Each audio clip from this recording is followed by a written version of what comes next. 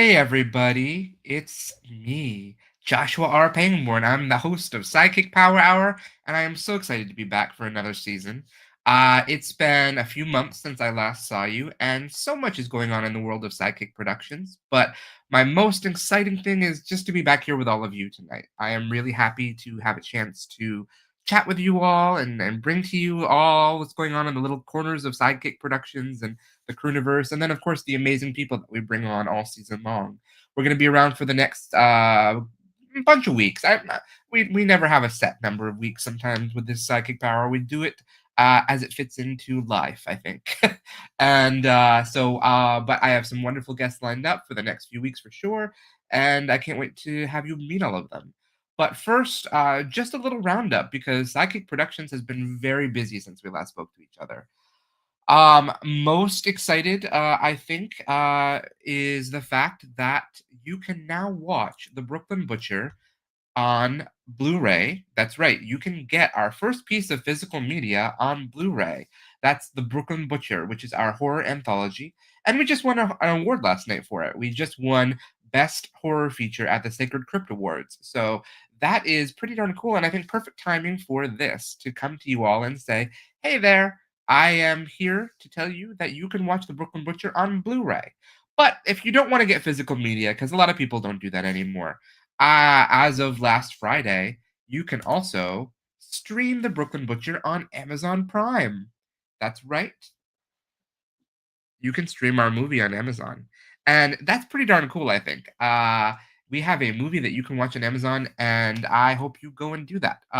It is one of the favorite things I've ever done, I think. It was something that we put together in a way that I never even anticipated we were going to have it come together as a feature, and then once things work in the edits, I think, and this is one of those things I think that came together in the edit.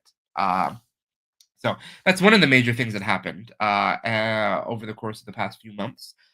In addition, this Friday you'll be able to get a copy of Homophobias, which is the book that I released last year. You'll be able to get a copy of Homophobias in hardcover with a foreword by Sean Abley, who was a guest on Psychic Power Hour last year, and some amazing illustrations as well. So if you're interested in getting a hardcover collection of Homophobias, that's going to be available this Friday, and stay tuned for that. It'll also be available through Amazon, so you'll be able to see that there.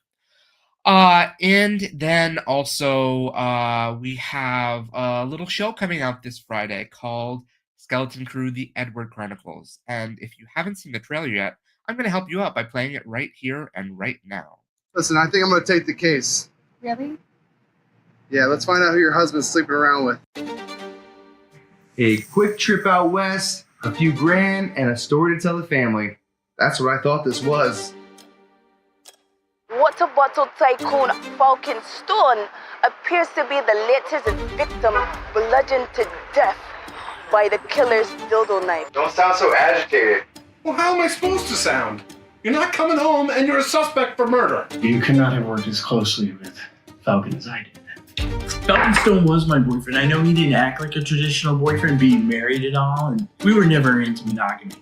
Norma Stone. I admired the way she ran her tongue across her teeth. Reminded me of my master when I made him climax. Wow. You look like my master when I make him climax. You know, Hunter always said never trust a femme fatale. Oh, you need to be home with your family, not risk your life for a damn paycheck. I have to solve this, okay? I am invested in this. My blood is in this case. Literally. I'm in a relationship. I have a family to go home to. Look, the only thing I can give you is sex. I can't give you anything more than that. Get the cuffs off of him, take the pants down. Ooh. The witness has to be lying. I was never there that night. I have some information about your case. The case is closed. Is it? Somebody just tried to throw a dildo knife at me. No, trust me, it's not gonna make any more sense if I say it again.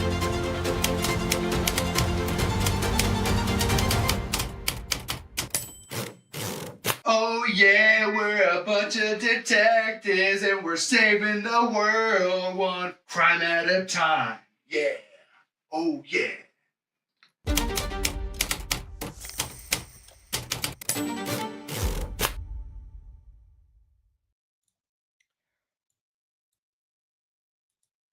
So I've talked about the Edward Chronicles for a few years now. I think pretty much since SideKick Power Hour started. So we are finally going to be releasing it for you all, and I'm so excited about that.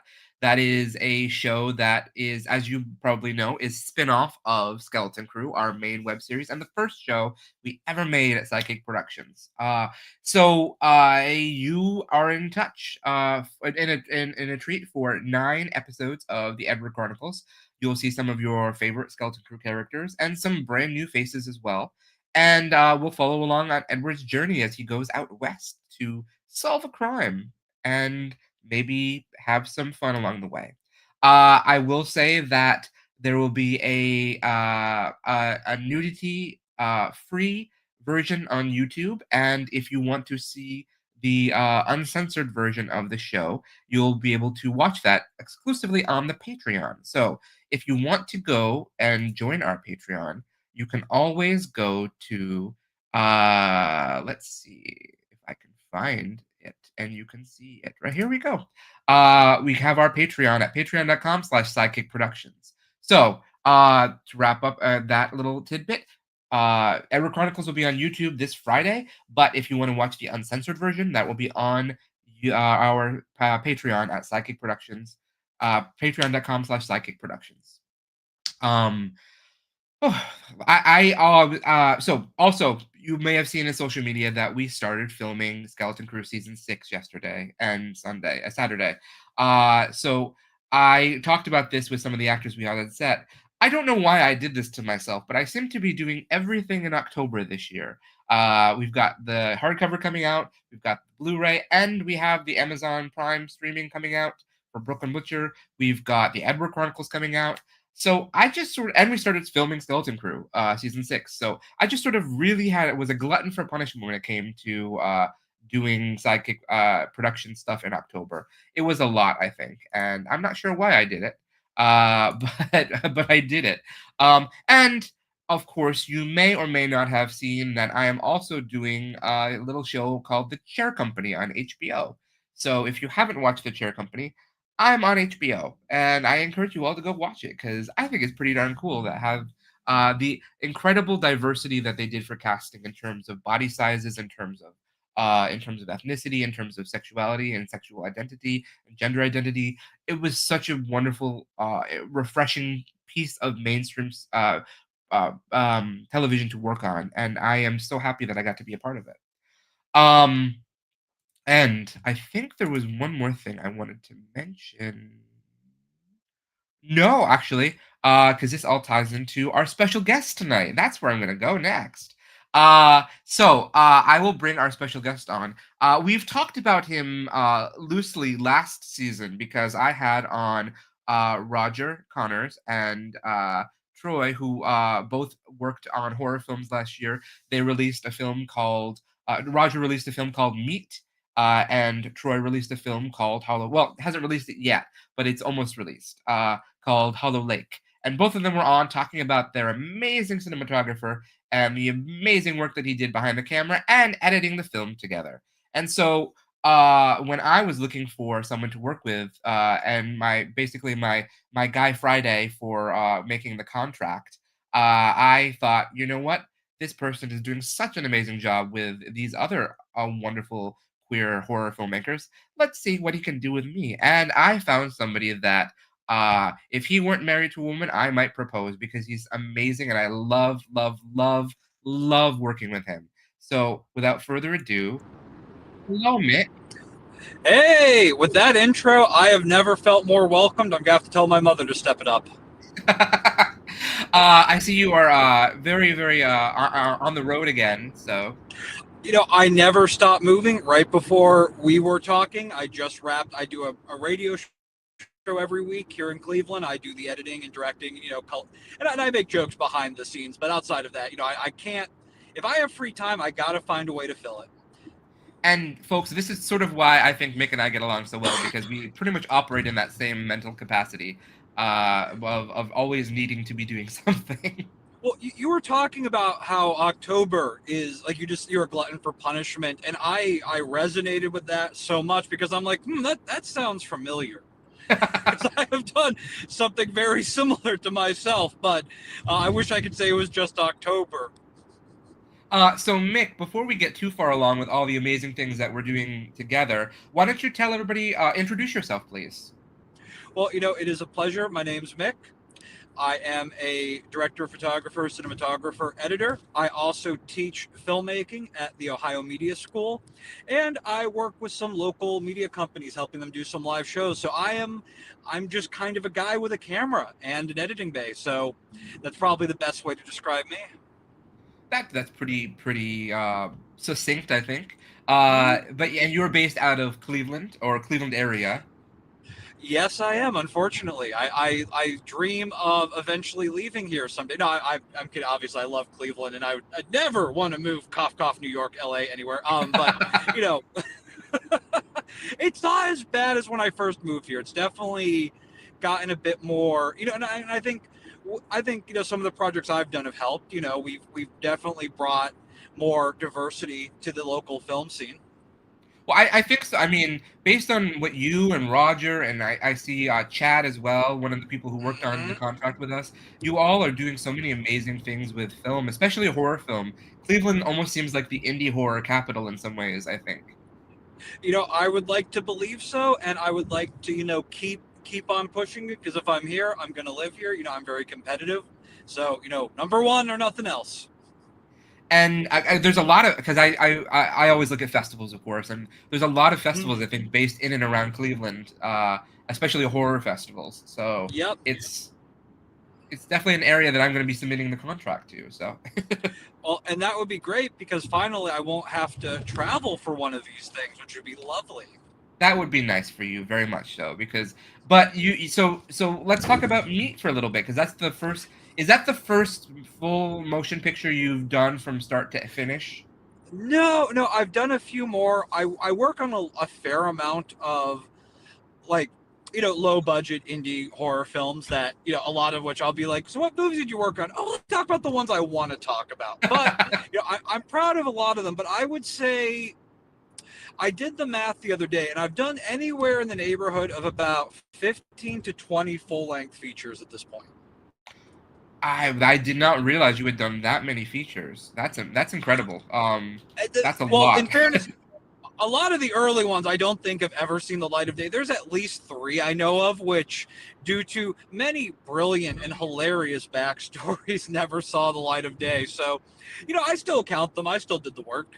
Well, yeah, of course. And Mick and I have talked about this in the past, everybody, that indie film, one of the challenges is sometimes just getting to the finish line and actually releasing it. Because it's very, very easy to just lose steam when you see the finish line in sight. I think that's a sports metaphor, but I think I'm using it right. Hmm. And sometimes you either just get exhausted or you just don't know how to do what to do with it once you have it. And sometimes it just doesn't ever exist. And I think too, I think especially in our field, there's a lot of ego.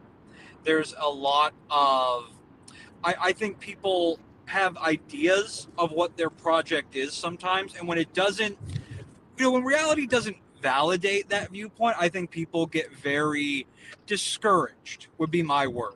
And I think sometimes, it's better to leave it incomplete than have it, what's the word I'm looking for, maybe invalidate some of how you feel about it, especially if, again, a lot of people come at it with a sense of like ego, and they need that. So I think it's hard to let go of that, and they'd rather destroy it than let go of the dream.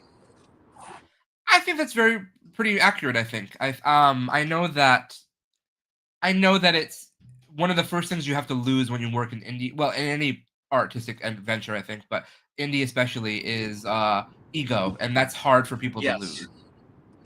Well, I think too, and we'll circle this back to me here in a second. Is I do think too, people don't. Film is one of those things that, unless you went to LA or New York and you went to a film school and you have been, kind of baptized in it from the beginning, I think a lot of people who come into indie film are not coming from that conventional pipeline. Hmm. For me, my heroes are Roger Corman, Lloyd Kaufman, and Rodriguez. Like, I'm a big fan of people who were kind of innovators on the indie level. Like, that's always been my passion, or those type of projects. And I don't know if I've ever told you that I worked with Lloyd Kaufman on Skeleton Crew, our web series.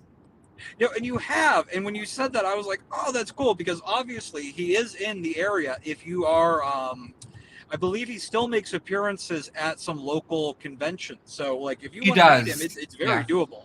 He is really, really cool. He is really, really supportive of indie film, and he is. I mean, Troma's been around for over 50 years, I think, at this point. So, Yep. it's one of the earliest, I think, quote unquote successful independent film companies. I would I think, say so. yeah. Well, I don't it know depends, because it kind of like, all right, so are we going to ignore, like, look at like George Melies, right? Like, early, Yeah. what was his first film? 1898 was Three Heads That Are Better Than One, and Fair. I mean, that was before the studio, so technically he was independent. It kind of, I would agree, like in a modern context, post the studio system, yeah, I Yeah. believe they would be the first. Plus, Troma gave us James Gunn, so we have to be excited about that. Yes. Well, people don't realize how many of us, who, come from this world end up, going on to larger things, like, what was his name? Ryan Johnson, the guy who did the Knives Out movies. Yes, like some of his early credits, unless he got wise and scrubbed them, were very much one of those. Were very much one of those kind of projects. Absolutely, where it was and like Ty West as well. I think Ty West worked with Troma too. And folks, if you don't know Ty West did the Maxine and Pearl and X movies. He's also done a bunch of other horror films, but those are the three he's most known for. And apparently, he's also going to do a horror version of The Christmas Carol with Johnny Depp. It seems like so. You know what? I'd watch that. Screw it. That sounds What's weird fun. though is we're gonna have two horror versions of The Christmas Carol because Roger Eggers is doing one with Willem Dafoe, so we're gonna have two back to back. Is this a sign that Hollywood is just intellectually bankrupt, or is this just apparently some producer really wanted this? Well, remember, like every few years we get like 3 or 4 movies of the exact same genre. Like there were like 3 Truman Capote movies, then there were 3 Alexander the Great movies, and it's true. just bizarre how these all things work at the same time. And then, or even if you look at Death Drop Gorgeous by Brandon and Monster Makeup, and then I Did A Taste of Youth, and then Substance also exists. So, and those are all 3 movies that are basically about aging in marginalized voice communities and how you deal with that. So, in a horror way. No, it's a great point. You do see these in Hollywood, and I genuinely would love to know if it's one of those. Did the meeting notes get leaked from Paramount, and then Universal was like, "Oh crap, we can't let them be the only person to do," like name a genre. Name a genre. Let's go with rom-com. Ooh, oh no, but it's got to be. It can't be that. Now we're in the age of everything has to be like a play on something. We're gonna make a horror version of Hitch. Well, and they did that. That's what came out this year with Hard Eyes. You're right. Hard Eyes was billed as a rom-com that was also a horror. So, look, I've it's funny. I just had this conversation with my students where they were like asking me, "So when are we going to talk about modern movies?" And I'm like, I don't want to. I'm such a history buff. Like, I just got done watching. I believe it was The Great Train Escape from 1917, 1918. It might have been a little earlier. Yeah. Because I've been in this interesting study of like the origin of the traveling mat. Mm-hmm. And I've been finding the history of it so fascinating. And I know my students are watching this over my shoulder when I'm on break, and they're just like, what is this? How do you enjoy this? And I'm like, do you not see the brilliance? They had nothing. Nothing, you see. And they made it work. Well, like oh, sorry, go ahead. No, I was just gonna say, well, what is a modern movie you appreciate? I mean, there are many. There are many. Like, obviously, The Substance, Long Legs, Sinners. There are a lot of movies that which I genuinely really enjoy, and they're well written, well constructed. I think my bigger gripe is, to an extent, I feel like films, especially post Marvel, feel very codified. It's not that they don't do things differently, but there's a certain flavor text it feels like it all has. Like, there's the orange and teal lighting, or there's that very specific shade of tungsten, and it doesn't feel like there's much. I don't see people really doing anything like experimental per se. Yeah. No, I understand. It's all very like, we're making a movie, we're making a Hollywood movie, and it's going to look like a Hollywood movie, which look phenomenal. But as like one of the things I like about indies is I do like that break from convention. I was at dinner on Saturday night, and somebody said we were talking about movies I really liked that came out last year, and they said, "Well, these are all just horror movies," and I'm like, "Well, no, well, yes, I guess they are," but I think in indie and genre films, that's where you see the most innovation and the most risks taken. Yeah, and yeah. Well, and I know I live under a rock to an extent by design, to a certain extent, because I try to stay a little bit uninformed, so that way if I hear about something, it must be a big deal because it's penetrated my bubble of ignorance. And I mean that to an extent because there's so much information and we have so much going on that I've discovered that within myself, at least, I have to kind of vet things to an extent because otherwise, there's constantly things coming out. There's constant media to the point of, when I talk about this, we went from an age of mass broadcast to now hyper precision. Some told to find things that aren't just marketed to straight white men, because I like things that are, because that, to me, the value of what we do is to be able to show people a story from a different lens. And talking about me and my relationship, and one of the things that I found a real joy was communicating what I've talked to some film people, and we're kind of calling me we've talked about the male gaze, but I think Beat really plays with the idea of like a gay male gaze, and very much doing the film from that perspective and being faithful to that interpretation. I think that's very. Having seen Meat, I agree with you very much. I think that it has that, but I think that you capture that pretty. And again, having seen your work in The Contract as well, I think that you're very good at capturing that aspect of it and being authentic with it in many ways. And Meat has been very successful. You've won a couple awards, and you've been nominated yourself for some awards as well. Yes. I will, give my left arm at this point to actually win one of the cinematography nominations, but there's always next time. Well, I am hoping that we can make that happen with The Contract. So, look, judges, if you need bribes, I will bribe you. Just no one has reached out to me saying, hey, so hit me up. I'm out there. Mick Kunz, Instagram, hit me up. I'll make sure to send joking. But no, joking aside, and I'm trying to remember the exact place to go to, but even with The Contract, in terms of the language, because it is such a story of loneliness. Oliver, and I don't know how much you've told your fans. I don't want to spoil anything, obviously. Not terribly. I'm the basic premise of the story. Okay, so they know the basic premise, and we can keep it very, very. You know what? Before we even do that, Mick, why don't we play the trailer before we talk about that? Oh, I've never played play the trailer. Oh, you guys are in for a treat. Everybody, we're about to watch the trailer for The Contract.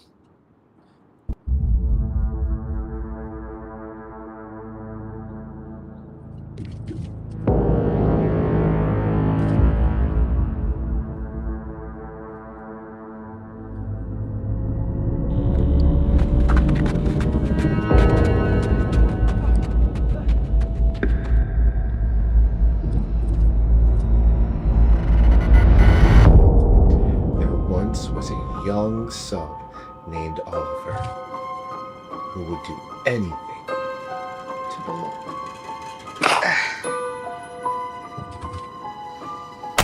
He found a house in the middle of the woods and people there who wanted him to join. And all he had to do was learn. Are you something what's going on in there? Or am I gonna carve you like a pumpkin? Love. I didn't disfigure myself so you could make me do chores. And listen. Tell that asshole if he wants his toilets clean, do it himself. Or leave. I thought you said you like following orders. You're gonna make a Bethless impression.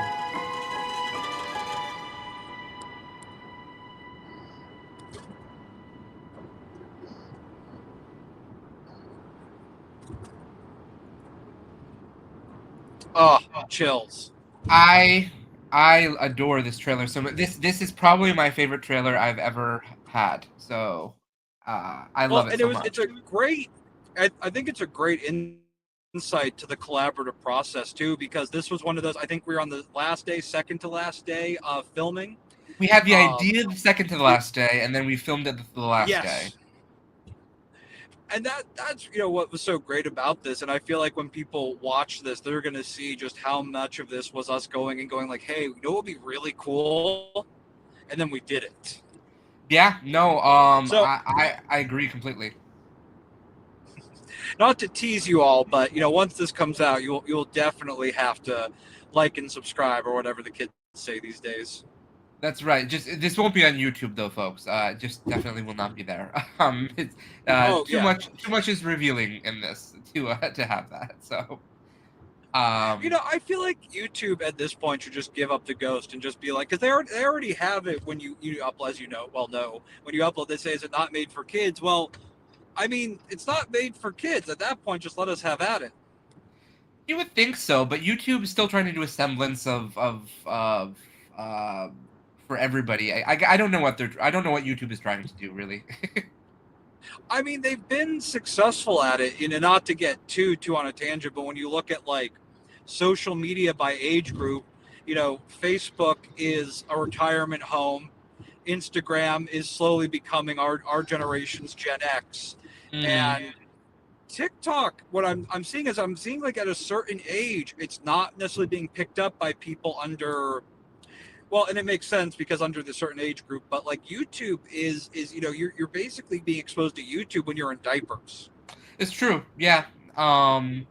YouTube seems to have outlived a lot of other things. So, what was the one competitor back in like the mid 2000s that all the reviewers? Well, there was Vine. Well, Vine, but there's one very specifically which tried to be like. Basically a YouTube clone, but more ethical. And unfortunately, we're America. We don't reward ethics in business. We have no room for ethics here. Yeah.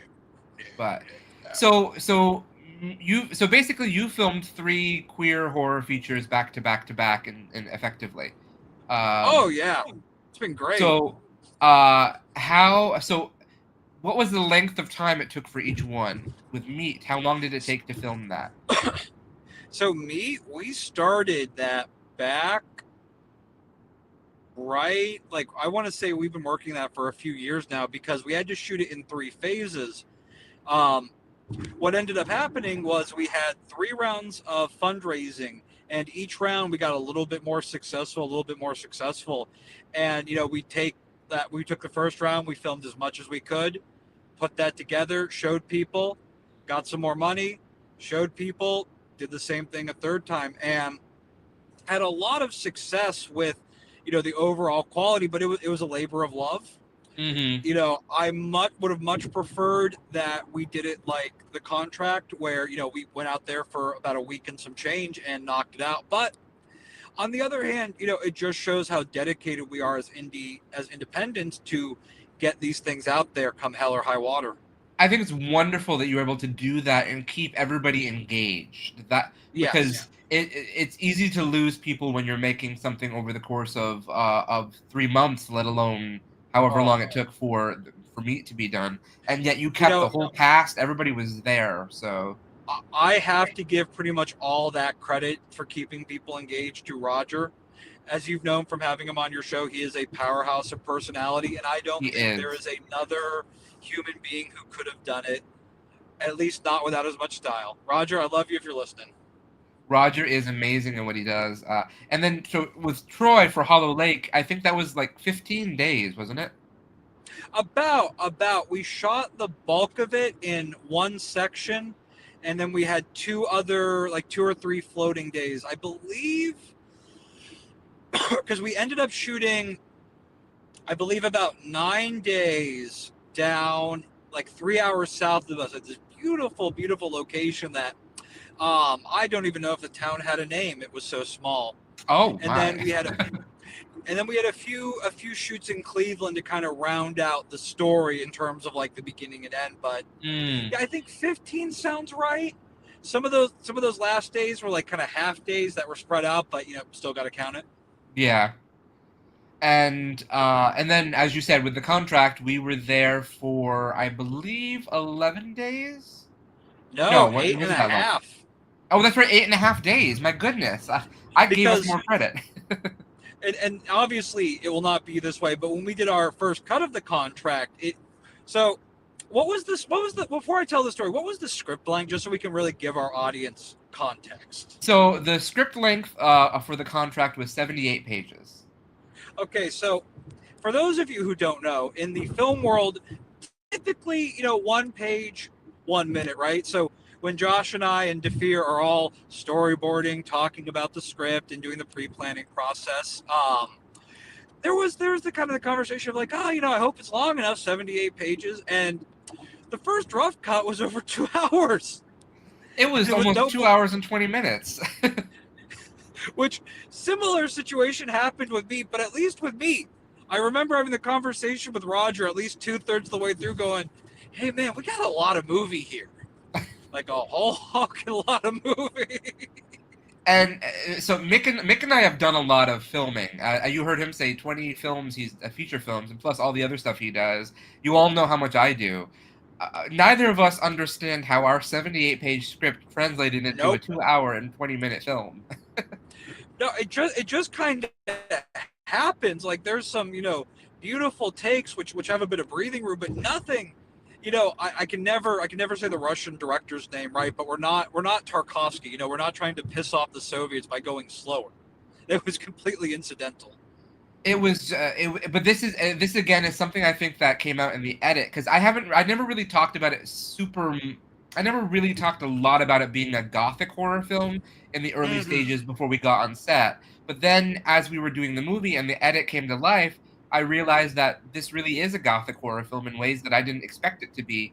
And as you might know from gothic horror fans, one of the big aspects of that is building the atmosphere of the space and the film and letting breathing room happen, which is really important for that kind of story.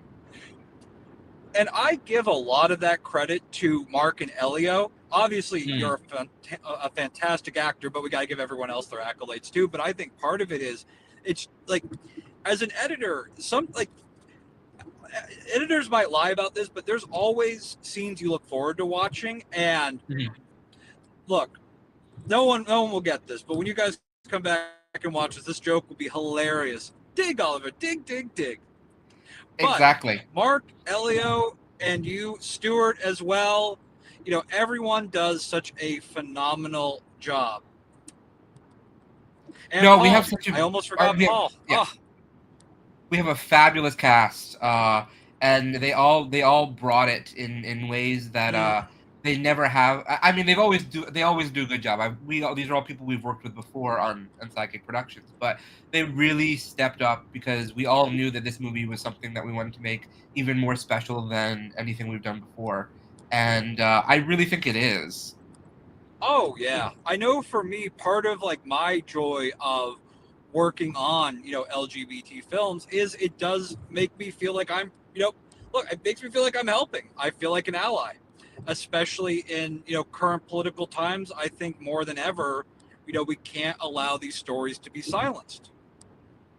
And you're absolutely right. I think that not to get too political for all our audience members, but yes. I think that doing queer film or any film with marginalized voices is an act of resistance in many ways. So 100%. And hey, when they finally ban us, that's when we're going to make the money, because people hate being told what not to see or what not to read. So, once you see us on that ban list, just know you could have watched us earlier. Exactly, but you'll still have to find us, but it'll be much harder. So I will be traveling with burned copies out of my trunk, to a city near you. he'll just flip it up and say, "What do you want? What do you want?" I mean, look, that's where we indies got started. I mean, if you look beyond film, like a lot of people got their start burning CDs and selling them out of trunks. Like it's, you get it however you can get it. And yeah. Oh, I was about to say, I think I almost bought a burned copy of Howard the Duck at one point at a festival. Oh yeah. I mean, if you look at I can't remember the name of the director, but was it Roger Corman? Who did the Fantastic Four movie that never got released? Roger Corman, yes, Yeah. the made for $1 million that never got released just to keep the licensing. That was Roger That Corman. movie only exists because of burned copies at Comic-Cons. 100%. And it's what's shocking is it's probably, I haven't seen the most recent one yet, just because I've kind of hit Marvel fatigue a number of years ago, and Fair enough. at some point, I'll obviously have free time to catch up. I keep telling myself, especially once the Fall of Society happens, plenty of time to catch up. Yeah, you and your DVD player, and that's it. So, but barring films that I might have to come back and say I like better, it has probably been my favorite of the Fantastic Four things I've seen. It just had a lot of heart. But of course, well, they cared about doing it. They cared about what they were doing, whether or not it was funded well. It's a great independent film, and I think that's something that that matters to me. Like some of my favorite films are these heartwarming indie films, and they just do something that's charming in a way you don't really get from Hollywood. Mm-hmm. Absolutely. Or they just take risks. They just do stories that Hollywood wouldn't consider safe, and no. I'm pretty sure Warner Brothers Hollywood expected changes their mind. I'm pretty sure Warner Brothers expected Sinners to not do well, and I don't think they expected it. No, I agree. I think they expected it to be a flop. I know Universal thought Substance was going to be a flop because they sold the rights. They were supposed to be the distributor, and they didn't keep it because they were like, we don't want this. So Mubi bought it, and now Mubi's making like loads of money from it. So I mean, I would not personally miss the old studio system. I think the level of gatekeeping that happened historically, when we talk about lack of representation, we talk about lack of diversity. I mean, it is these same studios who were the ones red lighting things and not letting them happen. Mm-hmm. Yep. And it was very frustrating. And it's what's funny to me is how short memories we have. Like before Black Panther, for instance, there was a very racist assumption that people of color could not sell a film, and then lo and behold, here comes this film which proves people wrong. Mm-hmm. Well, how many Marvel again? I do enjoy Marvel movies, everybody. So we're not crapping on them too much. But how many Marvel movies existed before they had a woman-led Marvel movie? It was the entire. I lost track. It was everything through Infinity War before we got Captain Marvel. Right, and what's weird, you miss Black Widow, who has probably some of the better comic books, at least in my very biased opinion. But I was a big fan of the Richard K. Morgan series with her. Yeah, but again, we got one with her, but it was after her character had ended things in Endgame, so it was really kind of an unnecessary film in some ways. So 100%, but I also think at that point too, they were kind of, they're starting to go into the waste bin for ideas that have been thrown out. Going, all right, we're at Endgame. What do we do now? Yes, and now they are doing what they're doing, but no, it's risky to see Marvel. Well, Marvel doesn't like to take risks, so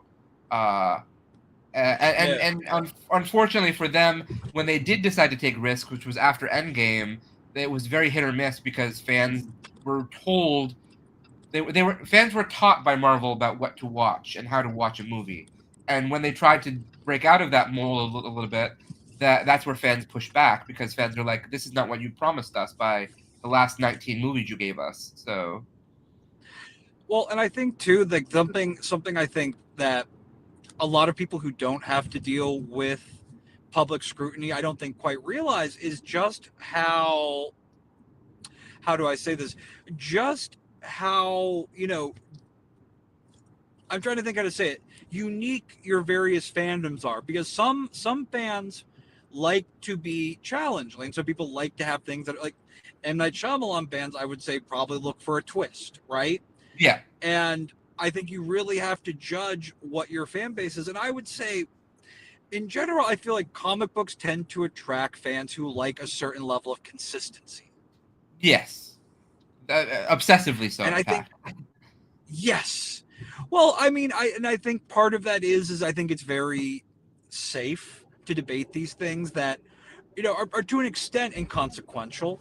But I also Mhm. think it gives a sense of like stability, continuity, and my other ways be chaotic. Because I see this a lot where people latch on to these things because it is a source of comfort. And there's nothing wrong with that. I'm not trying to demean that in any other way. There's plenty of things which try to be deep, and I just roll my eyes because it's like, okay, I'm glad you finally read Plato's Republic and the Apology. Yes. Ah. People. Those of you with English backgrounds or philosophy will appreciate that one. So I'm going to quickly answer this question that we have in the comments from Randall DeWitt. Is there going to be another season of Skeleton Crew? If you have not seen my post on social media from this weekend, we actually started filming season 6 of Skeleton Crew. So good news, Randall. There will be another season of Skeleton Crew, and you will see that hopefully next year. So I can't wait. I know this is our 6th season, Mick. There's more than 50 hours of Skeleton Crew, so it's been a lot of Skeleton That's Crew. amazing. Yeah, we started it 10 years ago. Actually, this October 31st is our 10th anniversary of the first episode of Skeleton Crew coming out. So, wow. Well, hey, this is a perfect time to talk about Skeleton Crew then. I thought so. I thought it was a great. In the comments, we even have one of our wonderful actors from Skeleton Crew. I spent the weekend with Tim Walsh, filming some of scenes with Hamilton Gray, his character. So, Tim, thank you so much for being here this weekend with me. You may notice able to tease us with the Skeleton Crew story. Well, yeah, like anything to tease for this next season, because we're asking about it. The fans obviously are thirsty. The Skeleton Crew season 6. I would say the season 6 is very reminiscent of growing older and learning how to grieve, I would say. Because I think it fits very much in the time period we live in and what's going on. That's sort of the theme of the season. So not to be a downer, everybody, it's still a comedy. So is it like every other? How did I start interviewing you? Is it like a lot of comedies where once you've it's been running a while, you want to explore some more of those serious themes, or is it just more? I think Skeleton Crew has always been an interesting thing. I actually think you'd find Skeleton Crew interesting, Mick, because it is the evolution of a filmmaker who's never learned how to film before until he started that. If you watch season 1 and then watch season 2 and then watch season 3 and watch season 4 and then watch season 5, you will see my evolution as both an editor and a filmmaker and a director, all in one. It's very interesting, I think, and from a technical perspective.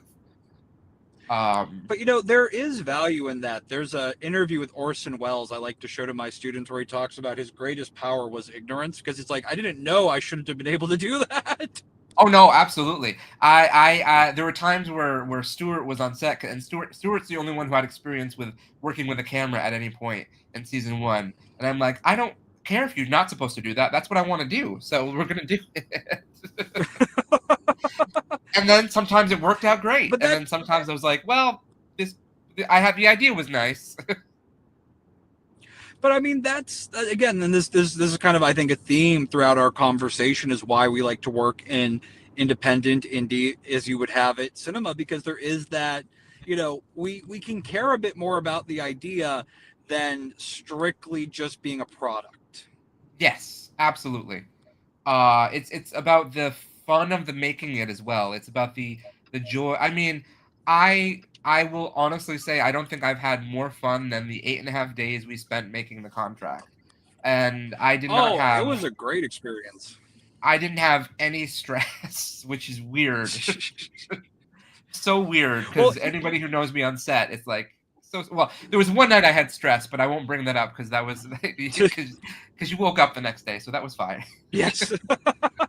for what I think too is part of why Josh sought me out too is he's historically the buck doesn't just stop at his desk. His desk is the state.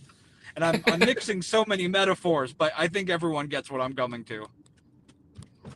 No, I agree. And I needed somebody who would be who would be the same as me and run a set with me that would be positive but also efficient. I think so.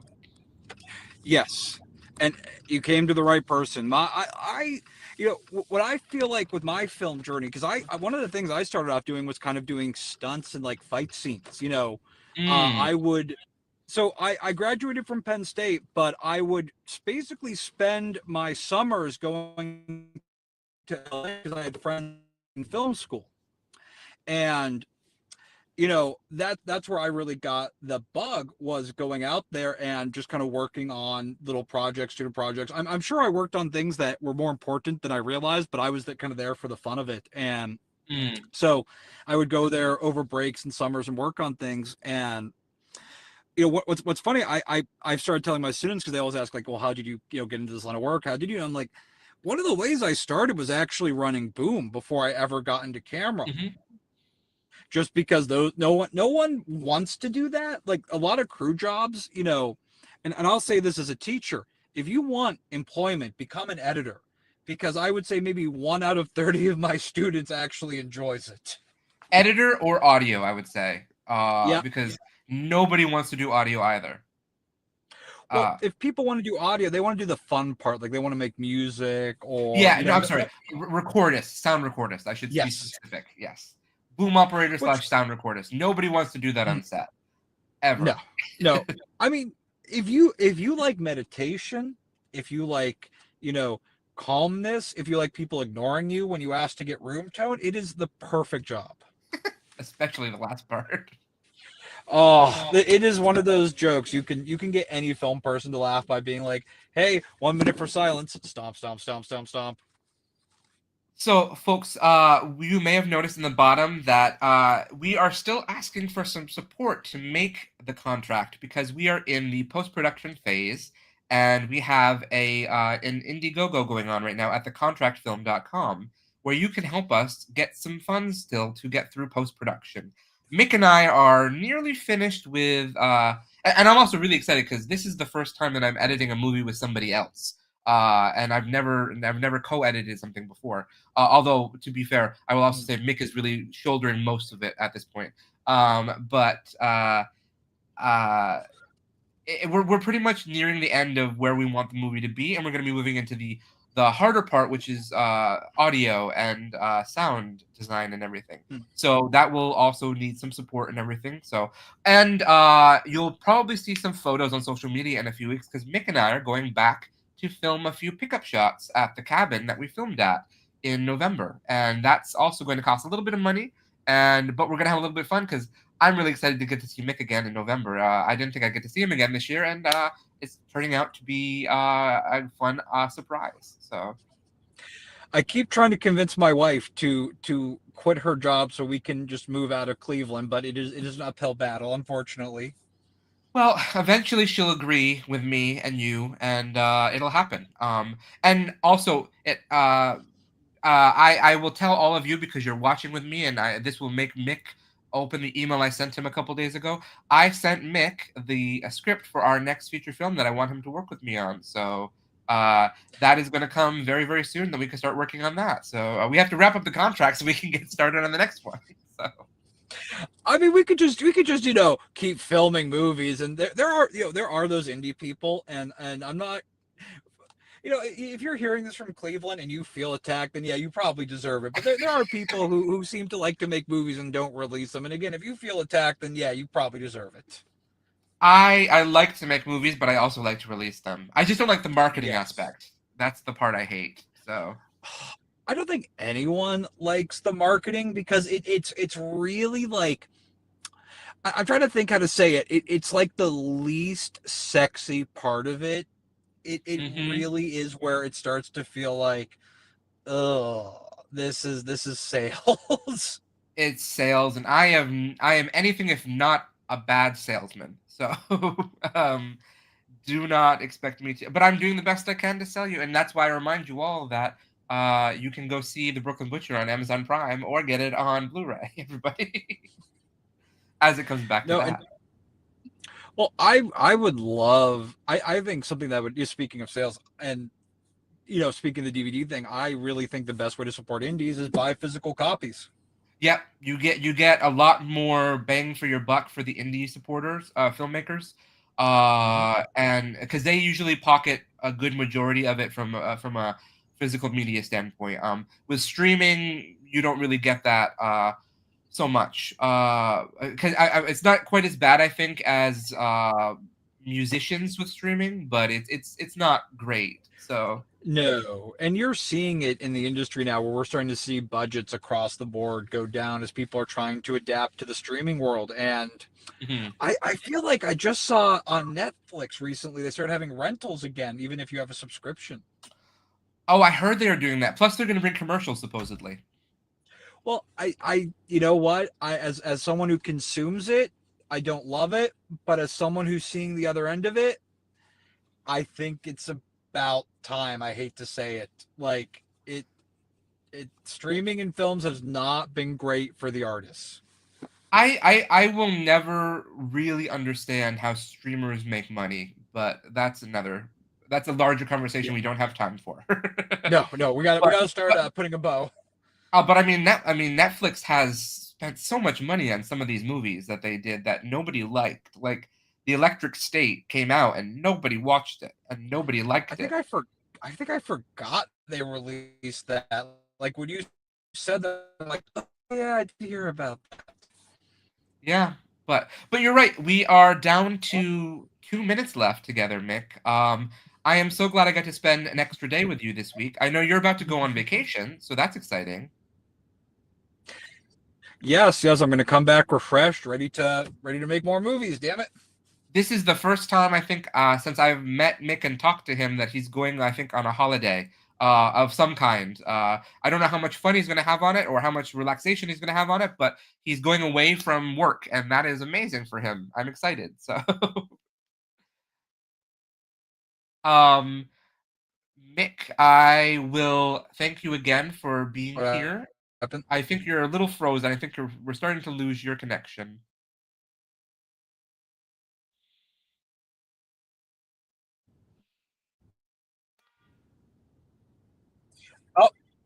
Oh, are you there? You're back now.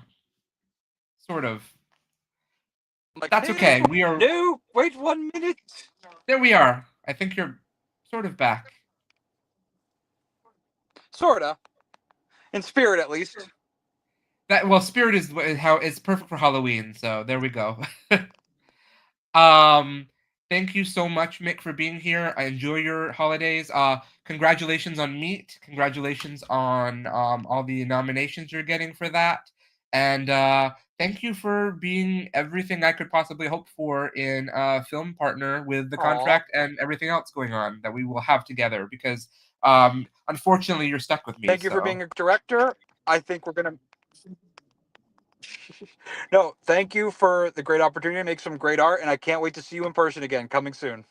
Absolutely. Have a great night, Mick, and everybody else, have a wonderful evening. This has been your first episode of SideKick Power Hour for the year, and I will talk to you all soon. But for now, goodbye.